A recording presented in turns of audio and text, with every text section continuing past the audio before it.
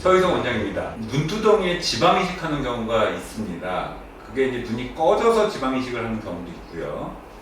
또 하나는 한 7, 8년, 한 99년에서 10년 전에 안검하수가 있는데 거기다 지방 이식을 하면은 안검하수가 교정된다. 이런 이론이 있었습니다. 그래서 그 당시에 지방 이식을 눈두덩이에 하신 분들이 꽤 많았어요. 그리고 이제 문제가 많이 생겼죠. 또 하나는 눈이 꺼지든 안검하수가 있든 어쨌든 눈두덩이 지방 이식하는 것에 대해서는 의사의 의견이 분분합니다. 하지 말아야 된다는 의사도 있고요. 어떤 분은 그거를 지방을 넣는 그 위치가 지방 포켓에 넣어야 된다는 사람들도 있고, 그거 말고 근육 밑에 지방이 따로 있는데 거기다 넣어야 된다는 사람들도 있습니다. 그러니까 의견이 분분한 거죠. 아직 분분합니다. 그러니까 이 눈두덩이에 지방을 이식하는 걸 굉장히 조심해서 넣어야 되고요. 물론 저도 지방을 이식을 하기도 합니다. 근데 그거는 굉장히 조심해서 넣어야 되는데, 그렇지 않는 경우는 잘못하면 눈두덩이에 굉장히 문제가 많이 생기고 오히려 안검하수가 생길 수도 있습니다. 그 생기는 이유는 여러 가지가 있습니다. 지방층에서 뽑은 지방에서 남아있는 오일이 문제가 생길 수도 있고요. 심지어는 이마에다 지방이 시키는데 그 오일이 흘러서 안검하수가 생기는 경우도 있죠.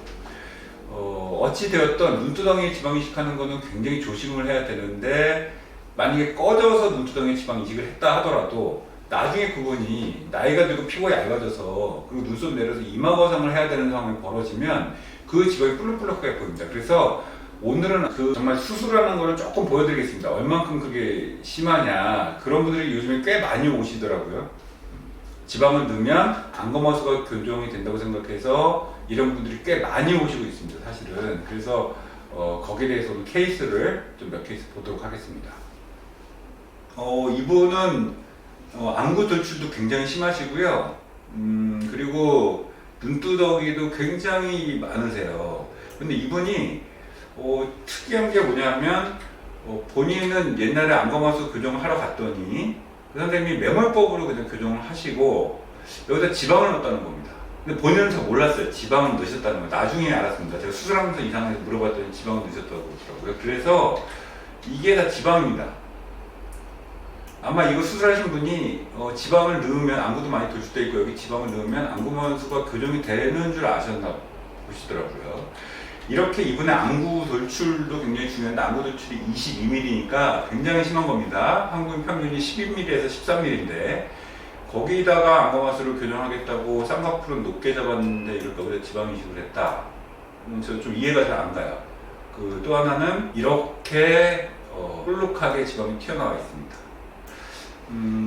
어찌되었던 이분은 이제 수술하는 거를 좀 보도록 하겠습니다. 수술하는 게 조금 징그럽습니다. 그래서 좀 징그럽다고 생각하시면 이거는 킵해 주시기 바랍니다. 지금 보이시는 지방이요, 예전에 자기 지방이 아니고 지방 이식을 한 겁니다. 저렇게 아주 지방종처럼 이식을 해 놓으셨어요. 저거를 이제 다 박리를 하고, 저기 보면 저기가 눈을 뜨는 근육하고 근막 사이입니다. 근데 그 사이에 지방이 유착이 된 거죠. 이제 제거를 하고 난 모습을 보여준 겁니다. 엄청나게 저기다 지방을 넣으셨었어요. 그래서 수술하고 난 다음에 그 많은 지방들을 다 제거를 하고, 이 많았던 지방들을 다 제거를 하고, 이제 수술 직후의 모습입니다. 눈두덩이도 잘 교정됐고, 됐습니다. 또 하나 다른 경우를 좀 보도록 하겠습니다. 이분도 마찬가지입니다. 이분도 예전에 어디서 꺼졌다고 이제 지방 이식을 하셨어요. 근데 이렇게 그 지방 덩어리가 져버렸죠. 여기도 마찬가지입니다. 지방 덩어리, 눈 감았을 때 지방 덩어리가 쳐버렸어요. 이런 경우 굉장히 많습니다. 그래서 이렇게 만들어버리게 되면 내시경 이마성술을 하기가 좀 곤란한 경우가 있죠. 이렇게 이마성을 들어올리다 보면 얇은 피부가 위로 올라가니까 그렇게 되면 이렇게 울퉁불퉁하게 더 심하게 보일 수가 있어요. 그게 어느 정도, 만약에 지방 이식을 하게 되면 아주 보존적으로 넣어야 됩니다. 오히려 좀 모자른 듯이 넣는 게 아주 좋습니다. 자, 이분도 마찬가지고요. 옛날에 꺼졌다고 어디서 지방을 넣었다고 해요. 그러니까 봤더니 이렇게 지방이 뭉쳐있는 걸 볼 수가 있죠. 그래서 오늘은 그 눈두덩이 지방 이식에 대해서 알아봤고요. 꺼졌을 때 넣는 것도 굉장히 조심해야 된다. 그런데 그 지방을 넣는 위치도 의사마다 의견이 좀 다르다. 어느 방법이 맞다 틀리다고 얘기할 수는 없고요. 제가 쓰는 방법은 근육 밑에 지방에다가 아주 보존적으로 넣습니다. 만약에 해야 될 경우는 아니면 제가 주로 하는 방법은 입안의 심부분을 이용해서 그냥 통으로 이식을 합니다. 통으로 이식하는 경우는 이렇게 울퉁불퉁하게 보일 가능성은 없죠. 그다음에 흡수되면서 이제 나중에 자연스럽게 되고요. 특히 안검하수가 있어서 그거를 거기에 볼륨을 줘가지고 눈을 뜨게끔 한다.